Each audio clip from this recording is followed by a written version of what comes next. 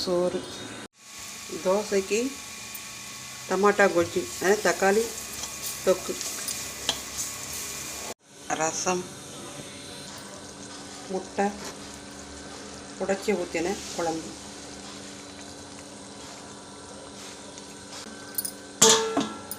தூள் உப்பு போட்டு வாஷ் பண்ணணும். அப்போ தான் அதனுடைய விஷத்தன்மை அதெல்லாம் இருந்தால் கூட நம்மளுக்கு எந்த ஒரு பாதிப்பும் வராது. பீட்ரூட் சிப்ஸு, முருணை பீட்ரூட் சிப்ஸ், முட்டை ஃப்ரைட் ரைஸ். முட்டை ஃப்ரைட் ரைஸுக்கு பீட்ரூட் சிப்ஸு சூப்பரான காம்பினேஷன். பீட்ரூட் அல்வா, அல்வா நல்லா எண்ணெய் பிரிஞ்சு வந்திருக்கு பாருங்கள்.